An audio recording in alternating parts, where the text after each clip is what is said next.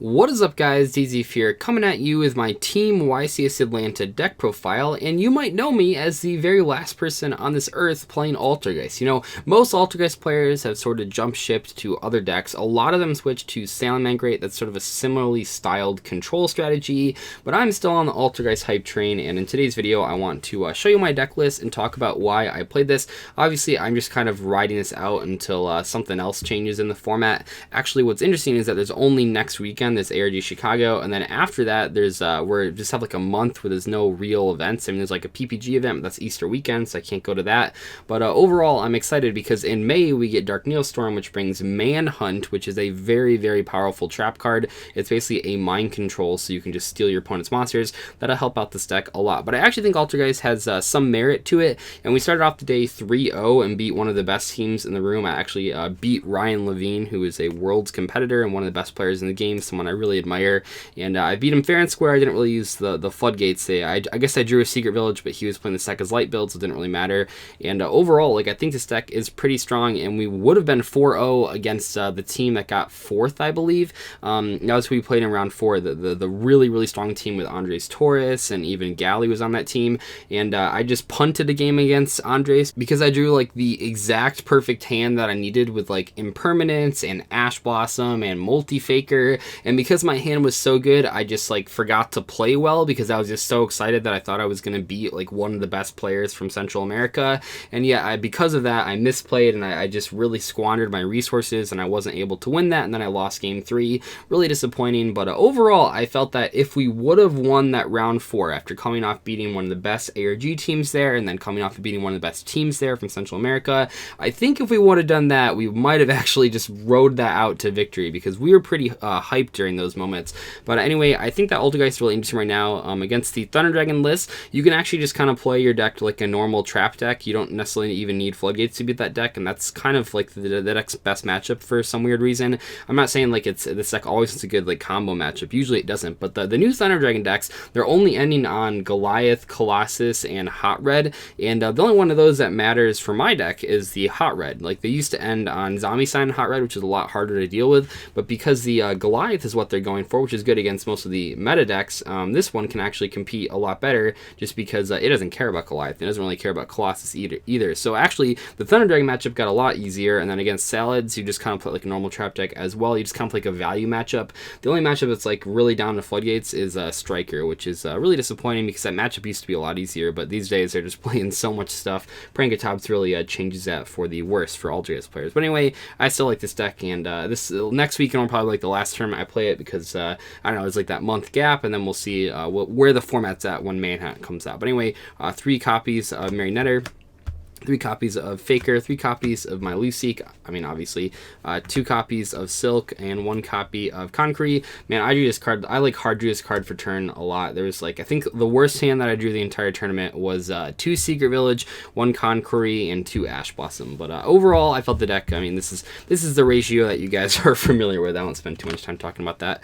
So for the hand traps, I did change it up a little bit. So we played 3 copies of Ash Blossom, and then I swapped out the DD Crows for Effect Veiler. It's honestly because like this doesn't conflict with the Thanos. I mean, I'm already playing 3 Impermanence, but I just found that DD Crow was like really, really lackluster, especially against the Striker matchup. It might seem good to DD Crow and engage when they Kagari, but the problem is that when you DD Crow the engage, they can just summon the Shizuku and still search the engage in the end phase. So when you hit it with Veiler, it's a lot more impactful, because when you Veiler the Kagari, they don't get the engage back, and then also the engage is still in the graveyard, so they can't search.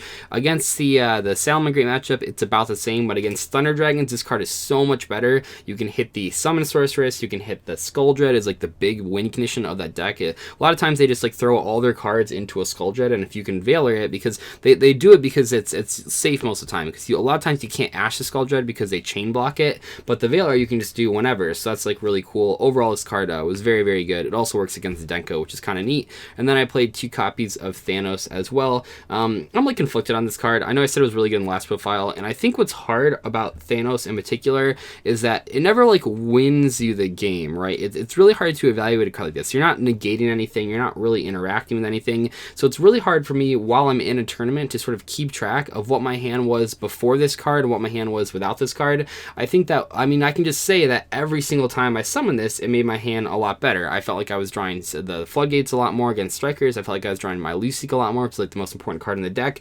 But was this like the most impactful card for this slot? I'm not entirely sure. And I think that one of the things that I learned as this tournament went on was that Thanos, while very good in some decks against strikers, I really feel like this deck is in a weird spot right now where of all the decks out there, this is the only one, or the striker matchup is the only one where like you have to have a floodgate to win. And unfortunately, like this card, I mean, it does technically get you to the floodgates, but it doesn't really like floodgate your opponent, which I know is pretty obvious. But I think that actually evenly matches better against striker in this deck specifically. You know, I went to like so many YCSs, and I think I had like a 12-2 record against striker opponents, and then suddenly like when Altergeists came out and I had to take evenly match out of my deck, I noticed that my win percentage is going way down. I don't think it's this card's fault. It's just that you can't really play this and evenly match at the same time. So I think that going forward, I might be interested in looking at not playing this card against striker anymore and just playing evenly match. But you'll notice in this deck I'm not playing evenly match at all, even in the side deck, so I definitely noticed like a huge issue against striker. Like even still, like sometimes this gets you to like the village and the Lucic, but a lot of times it just like doesn't, so it's really sad. 3 Extravagance, this card was actually really bad for me this weekend. It was really funny like how comically bad this card was.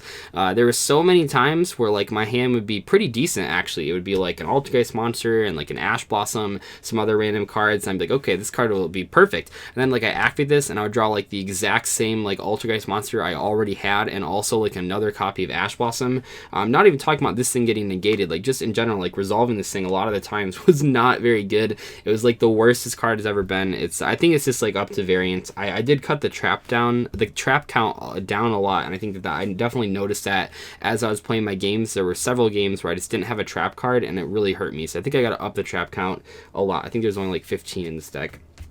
But yeah, that card was like super underperformed. It was really weird.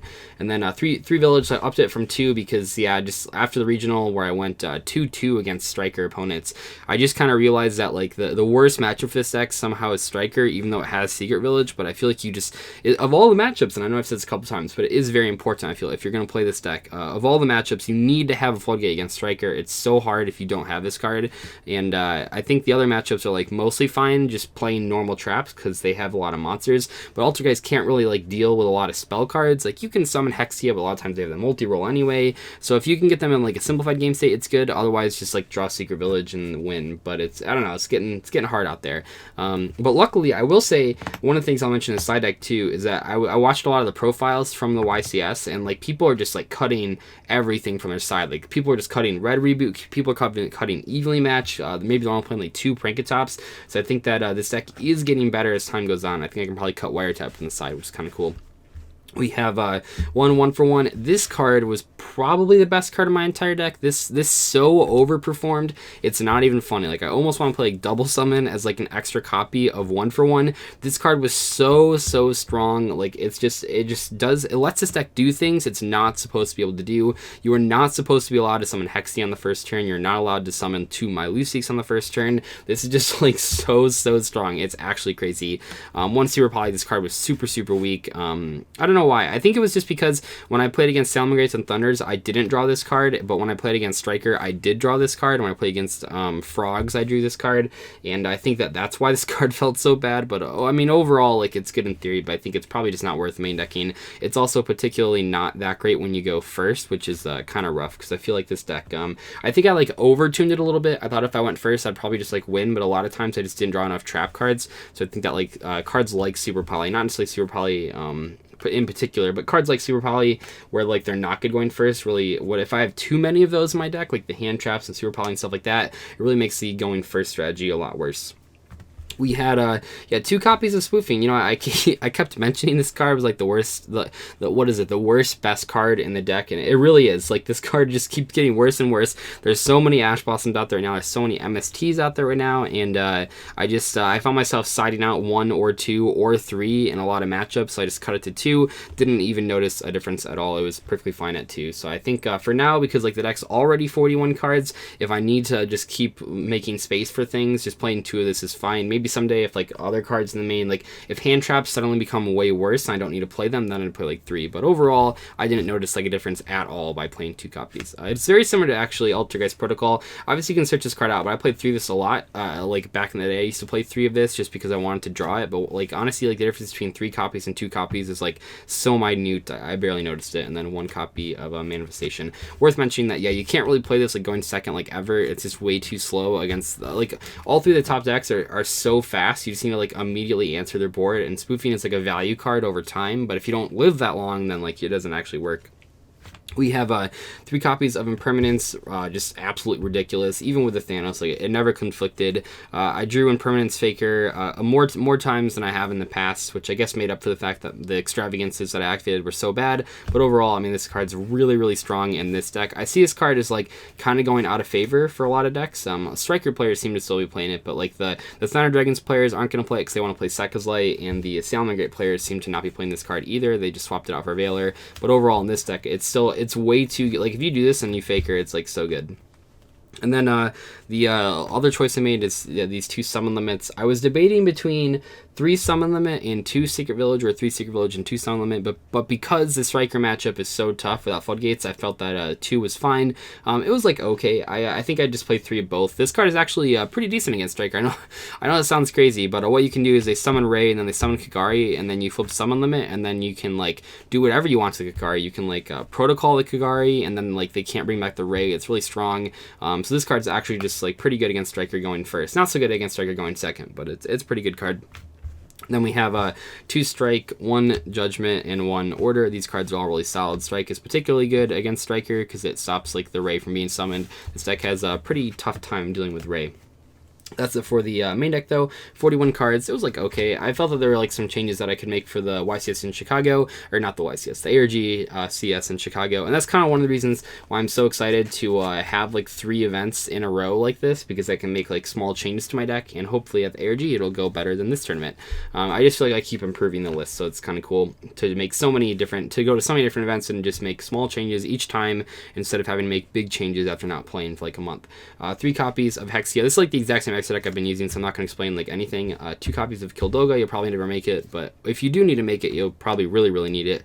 Prime Banshee, I use this actually quite a bit this weekend. I banished a lot of Hexias, which is like fine, but this card like was really solid. It's really cool because you can make this card when you can only get like 1 Hexia search instead of 2 Hexia searches, because when you get 2 you add Manifestation and Faker, but when you just get 1 you want to search the Manifestation, and then this card can just bring up the Faker from the deck. 2 Link Grebo, 1 Nightmare Phoenix, 1 Claren Rishko. These are like the only 2 non-engine card extra deck monsters that you play. They're really handy. Phoenix is good for their Chameleon 1. Claren Rishko is good because it's a spellcaster. I played 2 copies of Violet Chimera, and then shout out to you guys. So I still played 1 copy of the Predaplant, and I played the Starving Venom Fusion Dragon. The big benefit of this card versus the Predaplant is that this card can be used to take out like 2 dark monsters. I mean, that's like the entire point, but back when people were playing Hot Red and Zombie Sign, and people are still doing that, like not everyone's on the Goliath thing right now, so this card can take out Hot Red and Zombie Sign immediately. This one used to be like still pretty good though, because like you could take out like one of them and then the Colossus and do some damage there, but overall I never actually got a chance to summon these. Well, no, that's not true. I summoned this like once and it just like instantly won me the game, but I didn't have an opportunity to summon this just because I didn't really have a problem with the Thunder Dragon matchup. A lot of times they ended on like really bad boards against me, just because I would like hand trap them like once, and then like the Goliath isn't very good at like impactful against my deck. So I don't know. I feel like the Thunder Dragon matchup is like actually getting better now that people are more focused on like the Goliath combo, which is a reason to play this deck. And then for the side deck, I felt like at the regional, I didn't respect the Thunder Dragon deck enough. I played against 4 of them, and even though I did technically go 3-1 against them, I just felt like I didn't respect it enough going in. I felt like I needed more stuff. So I played Droll. It was really, really, really bad. So I probably won't play this again. I don't know. It's just not like this deck. I hate this card. Every time I've played this card in the profile, I've said that I hate this card. So I don't know why I ever bother putting it in. It's just not the type of card for me. It's a tempo card, and this isn't a tempo deck. It's a value deck. So it's like, I just don't know. But I played it because I was like, oh, it's really good against Dangers, and in theory it's good against Striker. The time that I sided it against Striker, I drew all 3 in my opening hand, and my opponent was like complaining, even though like my hand was so trash because I drew 3 of these, and it was just really frustrating. It's super weird when like I pass like 3 turns in a row and my opponent is the one complaining because, oh, he can't search 6 times in 1 turn. But yeah, definitely if I would have had like anything else, it would have been like, if I would have just let him search all his cards, and this would have been like an evenly match, it would have just like won me the game instantly. But because it's Droll, I lost. So what are you gonna do? I was pretty salty that game. Sorry to that guy if you are watching this video by some chance. That was pretty salty. 3 copies of Inspector Border. Very, very, very good against Thunder Dragons, and even pretty good against Salamangreats when you go first. I know it seems really stupid, and they can like have some outs to it. They got Prinkatops. They can just like run over it sometimes. But honestly, like this card is pretty tough first turn against Salamangreats. They don't really like being a simplified game state like that. They like having access to a lot of cards. They all have like 2-card and 3-card combos. So if you can just like summon this, it just like really, really slows them down, and it's hopefully by the time that they out it, you just have like a better board. 2 copies of Lancia, 2 copies of Prinkatops. Both these cards are for Thunder. This one's particularly good against Salamangreats, and this card was really good for me just in general. Maybe I would play like 3 Lancia instead of the Droll, and then like a 3rd one of this potentially. This card's really good against the Thunder Dragon board because it just blows up Hot Red Dragon Archfiend. It's actually pretty funny how that works because the Hot Red can only target face-ups. And then the 3rd copy of Thanos, really good against Salamangreats just for like fixing your hand. Really, really good against Thunder Dragons for drawing it into the Lancia. Yeah, this and like drawing into hand traps against Thunder is so important. Not so good against Strikers. I mean, I played it at this event against Strikers because I didn't have the evenly match, but I played in like a 3v3 on Sunday, and I played evenly matches, and then I just decided to against the Sky Strikers just play the evenlies and not play this because you just really need like an unfair card like evenly against Striker. You don't want to play fairly against Striker, and this card's like a fair card, so it's like you don't want to play that.